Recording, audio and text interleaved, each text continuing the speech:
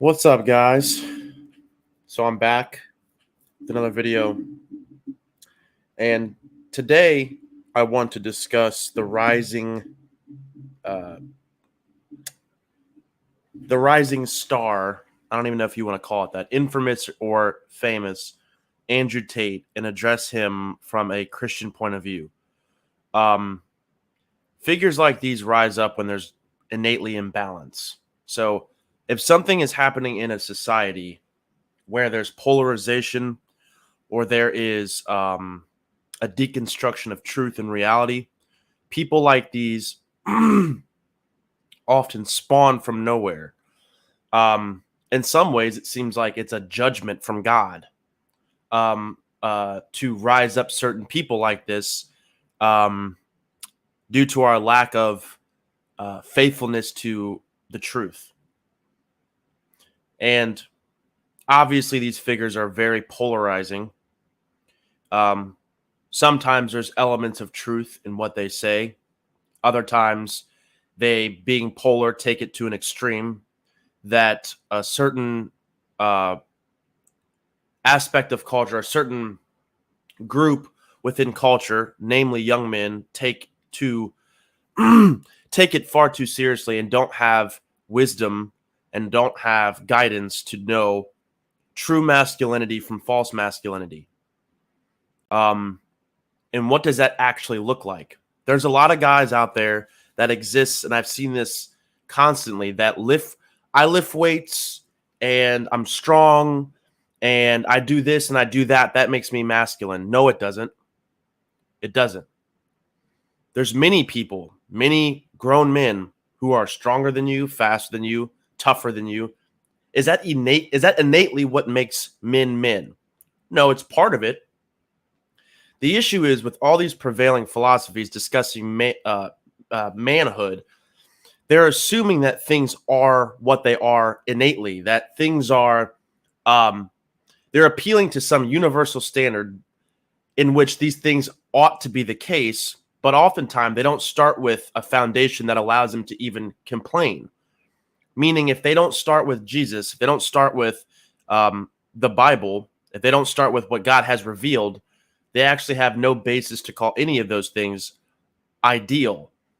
Under certain worldviews, things like masculinity and gender roles and sexuality and ethics and morality and truth, all of these things only have a certain justifiable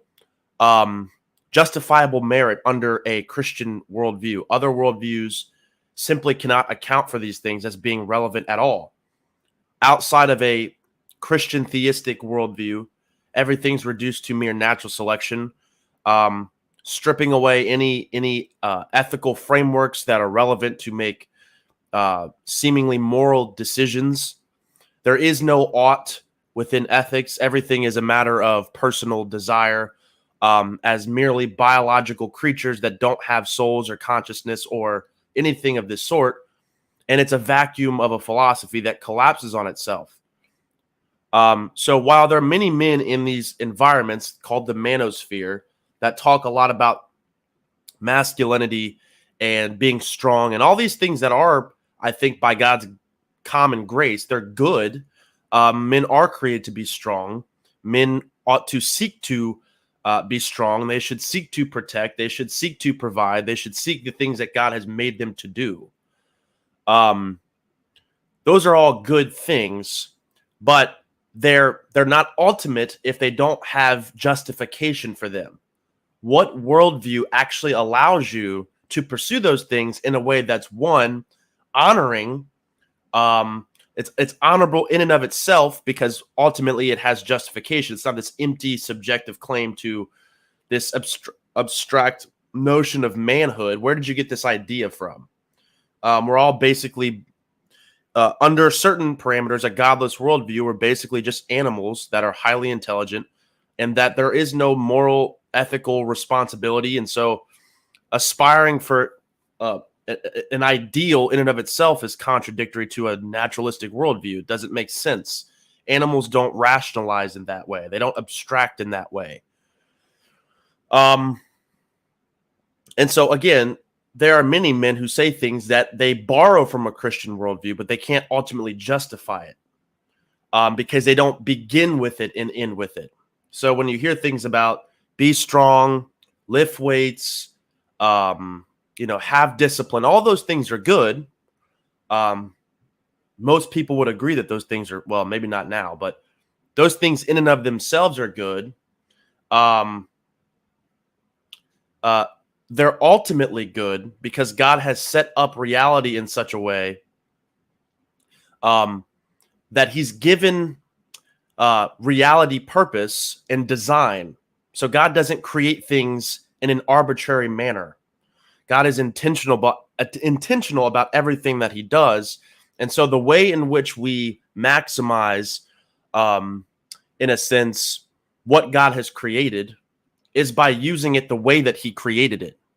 It would be an ultimate slap in his face and ultimately most detrimental to us spiritually and physically, emotionally, whatever, to use it contrary to its design. You can think about anything. Anything that's been created, in a sense. There's certain ways in which you use them that glorify the person who made it. They didn't intend a desk to be used to hit someone over the head with it, right? Desks have purposes that are contingent on the design of the creator. And so sexuality, masculinity, femininity, we can surely take the gift and surely take God's intention for these things and distort them because that's already what we do. And we wonder why we're not filled. We wonder why it doesn't satisfy us is because we're not starting with the God who made those things. Of course, it won't fulfill you. If you have a bunch of stuff that you need to, for example, you have a desk, right? I can hit someone in the face with it, or I have a bunch of stuff that I need to place on top of it. It's not very fulfilling while you may be struggling psychologically if this is desirable for you, but you're hitting people upside the head with it. You're not using the desk the way the desk was meant to be used. So it's best fit when you put stuff on top of it because that was the intended design, right? Obviously, that analogy kind of is not the greatest, but it serves the purpose. No pun intended.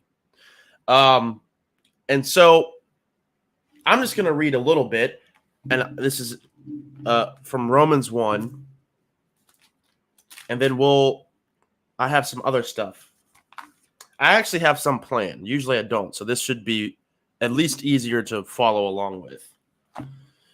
And what I'm going to read kind of highlights the global human conundrum, the problem that we all are naturally in. Why is reality the way that it is? Why does chaos and brokenness and all these things exist? Why are we confused? Why are all these things?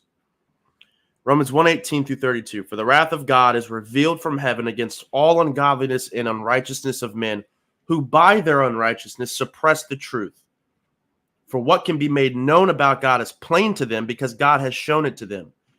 For his invisible attributes, namely his eternal power and divine nature, have been clearly perceived ever since the creation of the world in the things that have been made. So they are without excuse. For although they knew God, they did not honor him as God or give thanks to him, but they became futile in their thinking, and their foolish hearts were darkened. Claiming to be wise, they became fools and exchanged the glory of the immortal God for images resembling mortal man and birds and animals and creeping things. Therefore, God gave them up in the lusts of their heart to impurity, to the dishonoring of their bodies among themselves, because they exchanged the truth about God for a lie and worshiped and served the creature rather than the Creator, who is blessed forever. Amen. For this reason, God gave them up to dishonorable passions, for their women exchanged natural relations for those that are contrary to nature, and the men likewise gave up natural relations with women and were consumed with passion for one another. Men committing shameless acts with men and receiving in themselves the due penalty for their error. And since they did not see fit to acknowledge God, God gave them up to a debased mind to do what ought not to be done. They were filled with all manner of unrighteousness, evil, covetousness, malice. They are full of envy, murder, strife, deceit, maliciousness. They are gossips, slanderers, haters of God, insolent, haughty, boastful, inventors of evil, disobedient to parents, foolish, faithless, heartless, ruthless. Though they know God's righteous decree that those who practice such things deserve to die, they not only do them, but they give approval to those who practice it. Basically, what is the issue with society? The issue with society in all these ways is that we are under, by definition, naturally, God's judgment because we didn't see fit to acknowledge him as God. So God gives us over to our evil desires of which we actually want to do. That's why everything is splintering and breaking from that point. And it says it's not as if people that are even listening to what I'm saying, it's not as if they don't know that. Because Romans 1 says it. They know it because God has clearly made it known to them ever since the creation of the world and the things that have been made. So they have no excuse. Their issue is not a lack of knowledge or a lack of evidence. The issue is the suppression because of our sinful nature to rebel against God, to keep the truth under water, to suppress it, to hold it down.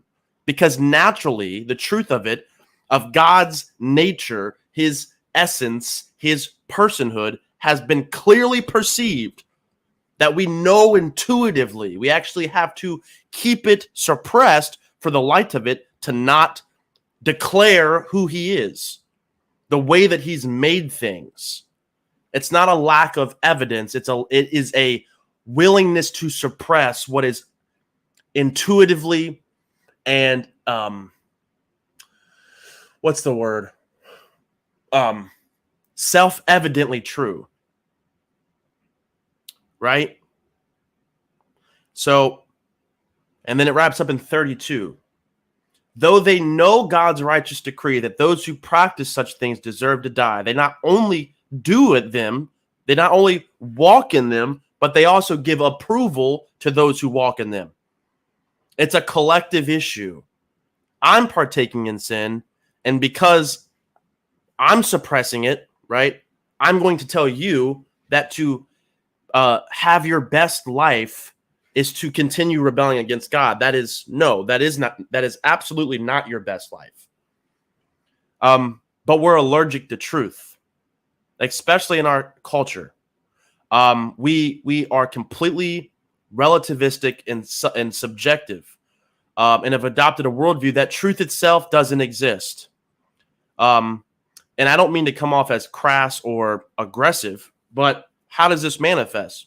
The transgender issues, people that are confused and have abandoned. And I also blame the leadership. I blame people that are responsible for the youth primarily. But what is true? What has God said about these things? You have poor kids that are getting basically their genitalia cut off because we've villainized truth. People love darkness, John 3. We don't want truth by default. Outside of Christ, we don't want that. So we're confused. We have no identity. We have no purpose. We have no initiative. We have nothing. It's no wonder that these figures rise to the top. And they create more imbalance. Some of the things they say are valid and good. Jordan Peterson, aspects of what Andrew Tate says, aspects are noble in and of themselves, working hard, being able to have discipline. But again, it's begging the question, why, Andrew Tate? What's your prevailing worldview? Why does it matter? Are we just animals? Are we more than animals? How do you justify that? By what philosophy and worldview do you account for that?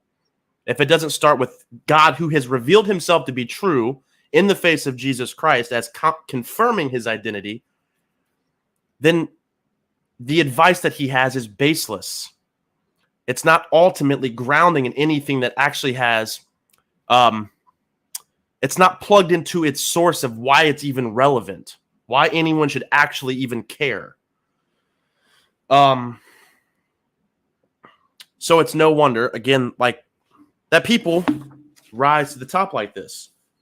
One of the issues with his philosophy as a believer is that everything is rooted in a temporary, materialistic worldview.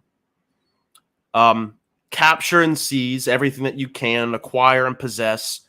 That fits well within a godless worldview because we already know that. We already do that. If there is no ultimate, if God doesn't exist, which is goofy to even imagine that. The fool says in his heart there is no God. But it happens, right? People believe that. If it's seizing what you want and mastering your life, that's naturally what would make sense in a godless worldview. Everything is hyper competition. Our mode of operation is influenced by a natural selection way of living. I'm stronger than you, and because I'm stronger than you, I'm going to survive. So I'm going to eradicate you, right? If there's God into the mix, no, you can't just do that. You can't. There are moral imperatives.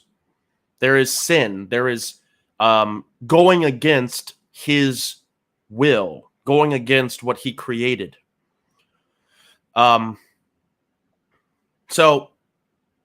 and again, there are aspects that are they're valuable in a sense. Also, this prideful mantra of self-determination, a hyper dependence on the self. We weren't made to be hyper independent. We weren't made to be anti-communal. God made community. The church is God's context for redeeming the world and spreading the gospel is through community. God himself exists in a triune community between the Father, the Son, and the Spirit. So community is, the word itself means common unity. It's where the word comes from, right? So you need community. You were made to be in community. You were made to rely and to flex and move in successes, in failures with other people. That's the way you were made. Obviously, there's an element of being hyper dependent, which is also not good. But there's a reason from a Christian perspective why that isn't good. Not just because I'm so smart and I say that, because that's what happens. People like this, no one vets. No people. We've adopted a mentality that's fundamentally weak-minded in the sense that we just allow information to just hit us. We never think about them. Like there's a verse in the Bible that says, "Take every thought captive to obey Christ," right? Which means the world will be indoctrinating people to believe and recruit people to believe the way the world thinks about things. The church stands in opposition in regards to, well, in many ways, but should still be in the world, affecting, loving, sharing the gospel in the world. The church doesn't believe that, or Christianity doesn't hold to a monkish, isolationist mentality in regards to the gospel and its application. We don't see that in the first century. We don't see that with the apostles. We don't see it in a aversion and a retreat from culture. We actually see that going into the second and third centuries. Partially, I mean, and There's reasons for it, but that's not ideal. And I don't think that that's the way the Lord wants us to exist. He wants us to go in the world. John, either 10, I think it's 10. Might as well read it because it's better than just me speaking it, because I'll probably say it wrong. So that's not. It's either John 10 or John 17. I think it might. No, it's John 17, actually. Maybe not, actually. I don't know. Oh, here we go.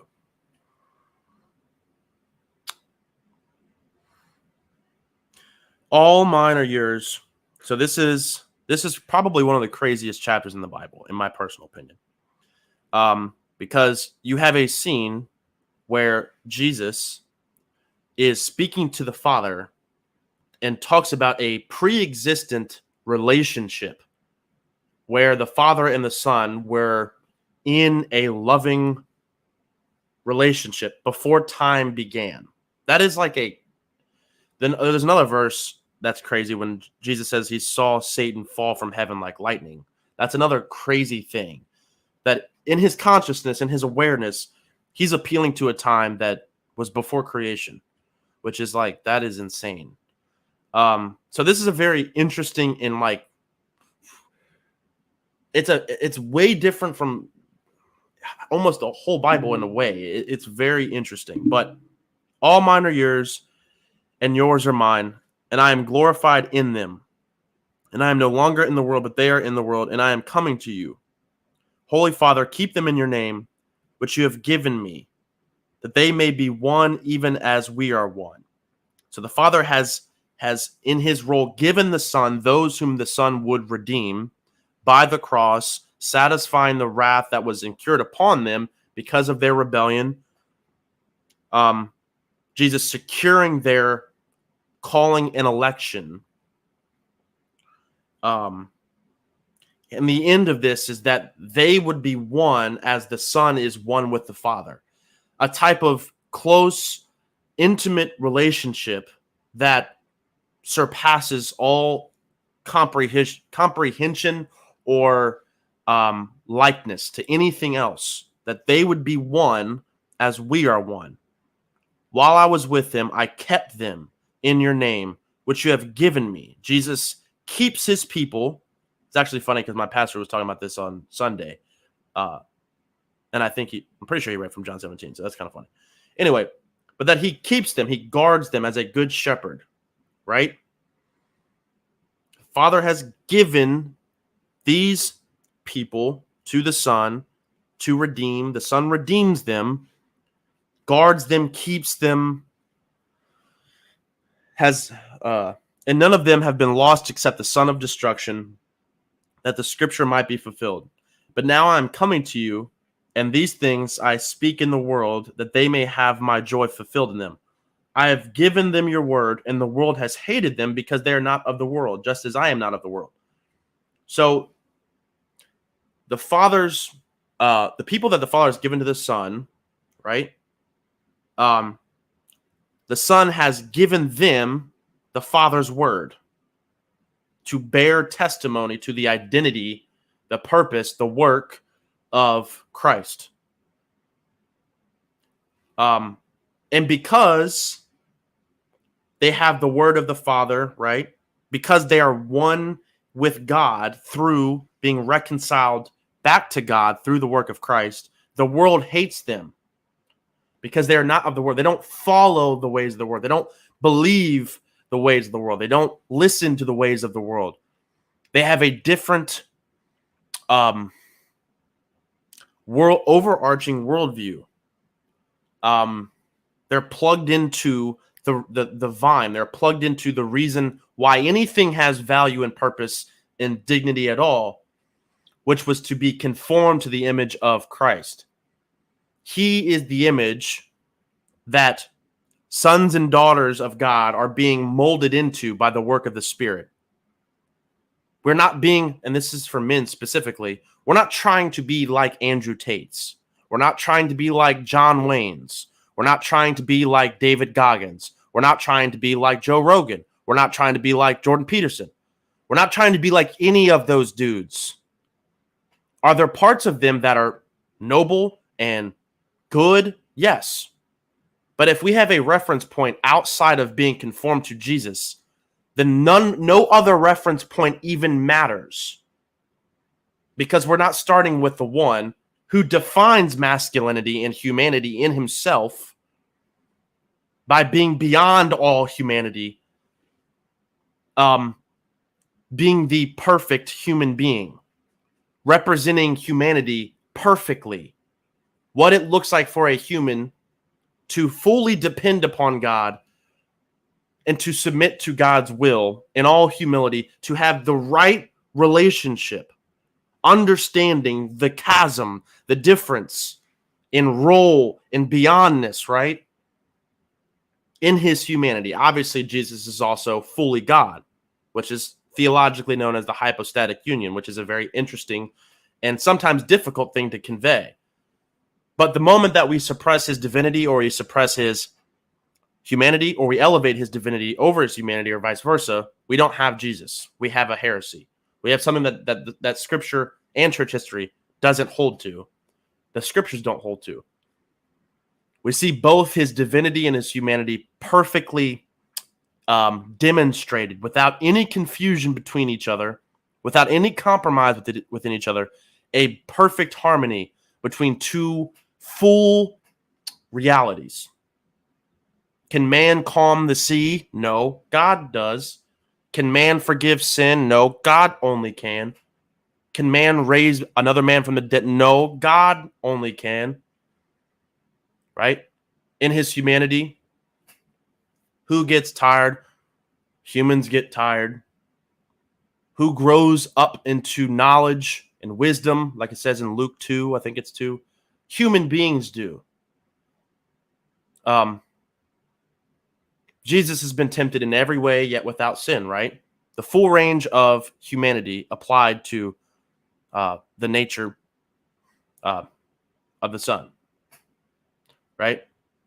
So the point being is that we don't follow these other people. You can like them. I like them. I read their stuff, except for Andrew Tate. He doesn't have books. I don't even know what he has. But Jordan Peterson, yeah. But I also have tons of criticisms of Jordan Peterson. We don't have the same worldview.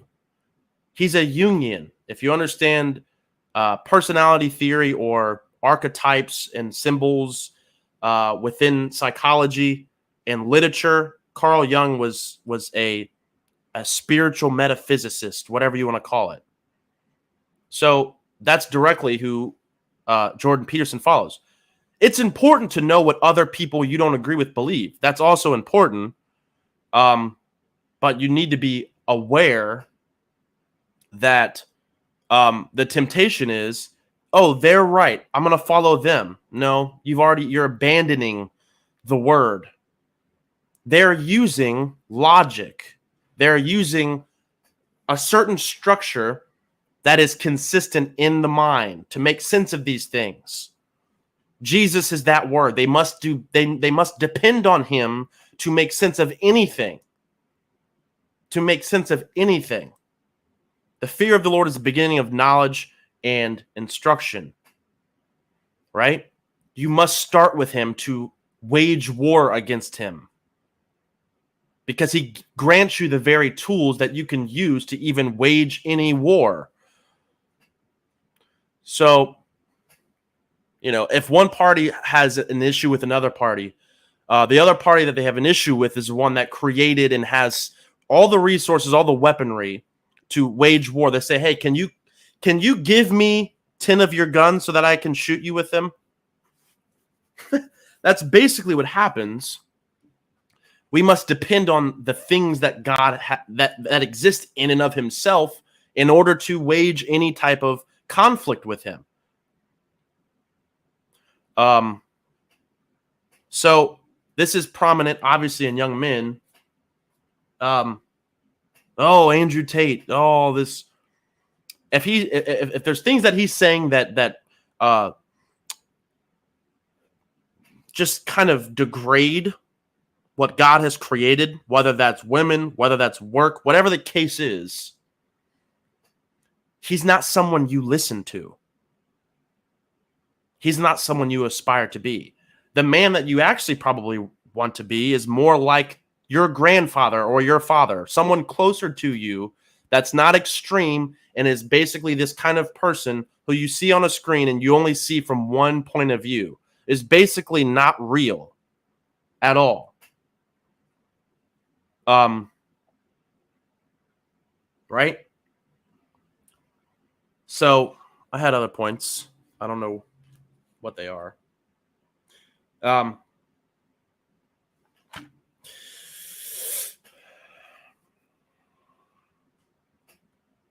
Why do we work hard? Why do we protect? Why do we provide? Why do we cultivate? Why do we create? Because God has designed us for those specific tasks that we would love Him and enjoy Him and make much of Him in the way that He created us. Imagine a piece of clay has a mind. Let's play with this analogy here. It's meant to be a vase. It's fulfilling its greatest desires by being that which it was created to be, which conversely, not conversely, probably not the right word to use. Additionally, whatever, glorifies the artist who made it. Do you think that pot would be fulfilled if it desired to be a house, or it desired to be a car, or it desired to be a lamp? No. So,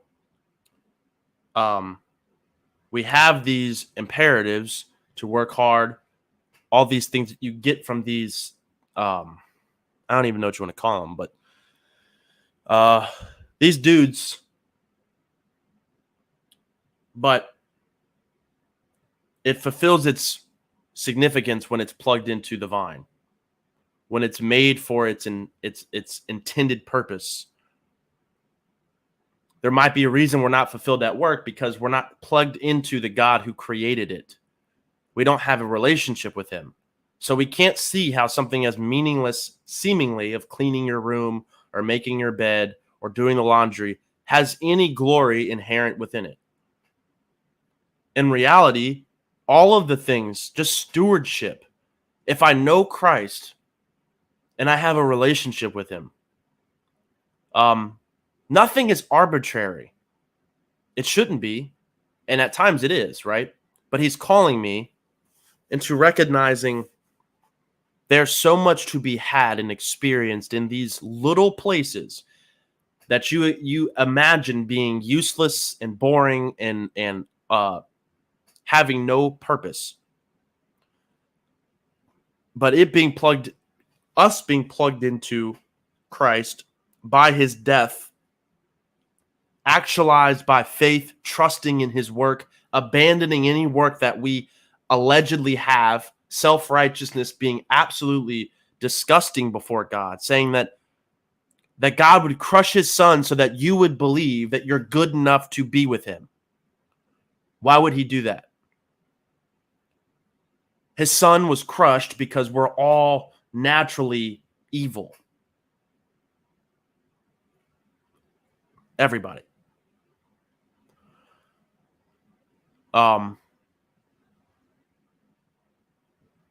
So I'll wrap it up because I'm running out of things to say.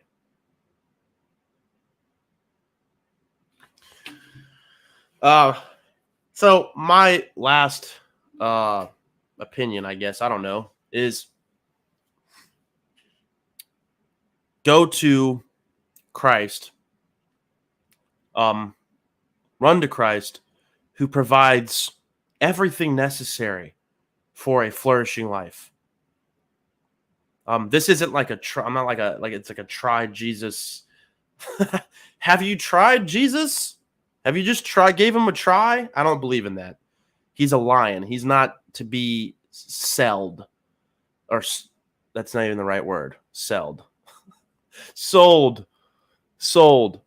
You get what I'm saying.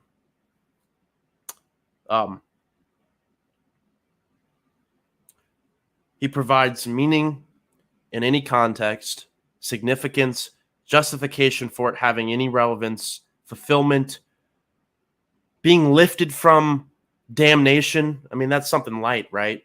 No, that isn't. And the crazy part is there are people that will be watching this, which I was once one of those people who everything I said will just basically bounce off of them. It will have no effect, right? And that's why I pray that through these words, that the Spirit of God would be calling, even if it's one person, to himself, using my words, which are often sometimes confusing, sometimes random, and I go in many different directions, but that he would use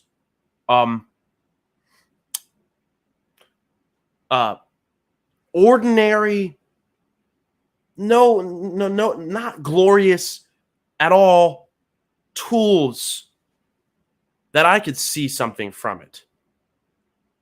Right? That's the benefit that I get. It's not that God needs me to do this. It's that he's inviting me. And he's like, oh, yeah, by the way, it's going to cause pain. People will slander you and hate you. And yeah, there's goodness there. So I hope that this sparks curiosity in your spirit, in your mind about these things. I'd love to have conversation, especially on Facebook, because I feel like that's a different audience than YouTube. We're just very lost. We are not in a good place as a country. As just the world.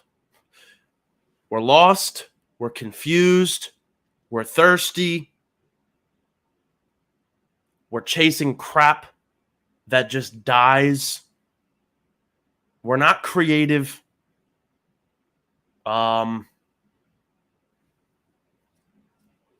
the solution, obviously, and the answer is very clear. Like I said before, for what can be made known about God is plain to them because God has shown it to them. His eternal power and his divine nature have been clearly perceived ever since the things that have been made. So they have no excuse. Right? And who by their unrighteousness suppress the truth. We can have policies, we can have politicians, we can have popes, just to run with the alliteration. We can have all these people, all these figures just come and go, come and go, come and go. When is any one of them going to stamp something in reality? There has been. We run past him. Jesus could be here physically in front of us and it would have no effect on us. It wouldn't. We'd walk right past him. Jesus, I've heard the stuff of Matthew 5 already. I've heard you say this. I don't want this anymore. Give me something else. We would be doing that. Hey, Jesus, can you give us a new sermon? We've heard the Beatitudes. That's boring. Let's hear a new one. It wouldn't do anything.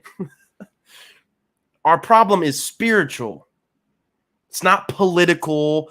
It's not technological. People are talking about AI and talking. It's our heart. We can keep acting as if this is just all a smokescreen, and Satan loves this stuff. This is distracting garbage. It distracts you, right? Because there's light in the sun's face. The God of this world has blinded the minds of the unbelievers to keep them from seeing the light. Who's the light? It's in his face. It's in Christ. We don't look there. We can't see him.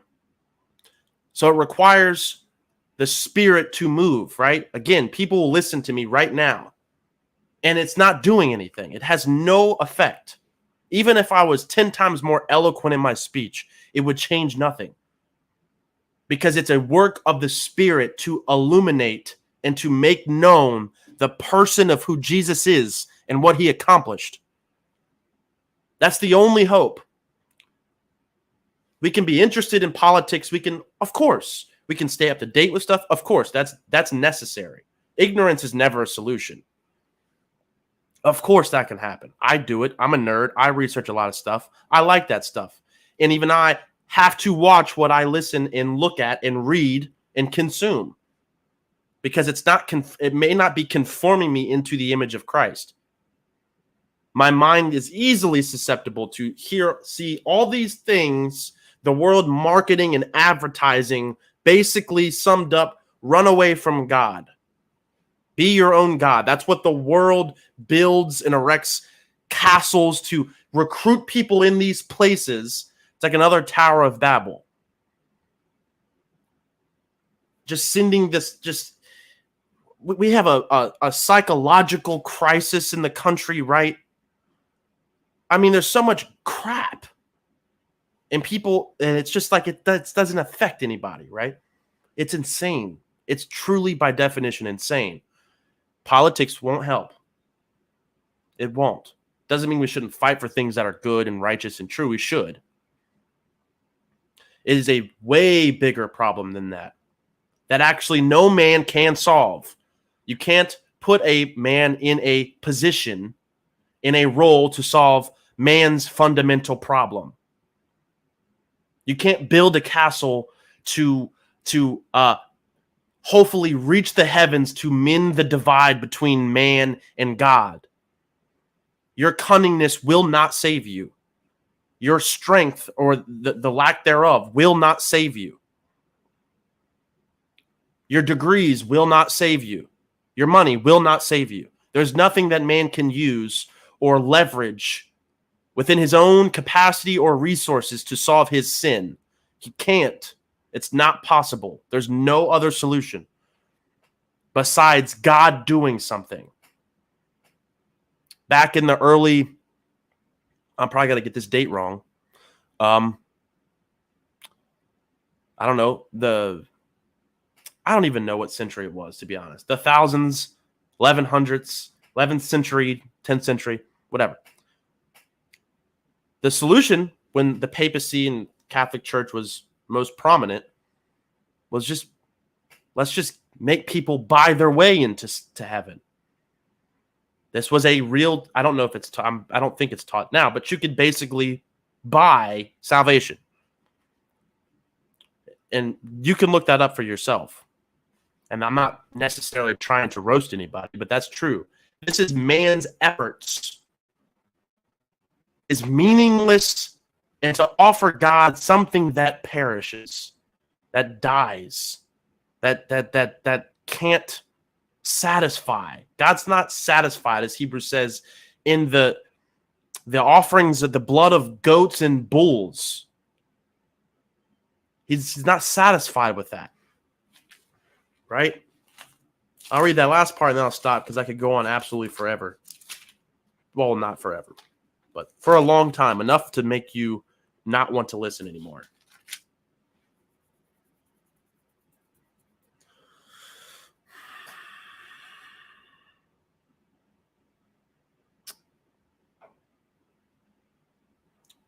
Where is it at?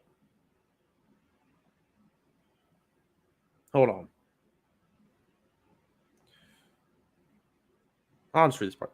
But when Christ appeared as a high priest of the good things that have come, then through the greater and more perfect tent, not made with hands, that is not of his creation, of this creation, he entered once for all into the holy places, meaning Jesus, not by means of the blood of goats and calves, but by means of his own blood, thus securing an eternal redemption.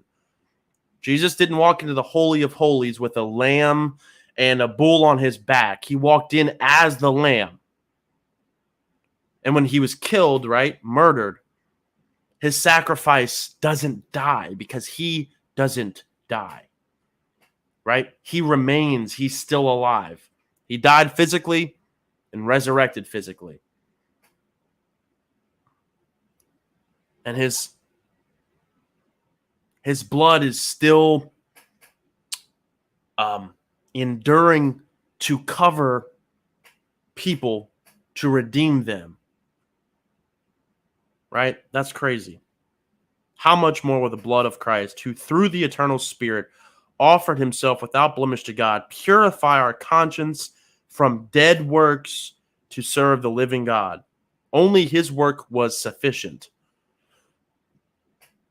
So that's all I have. I'm going to stop talking. I should probably, I'm going to stop. So, all right. Peace, guys.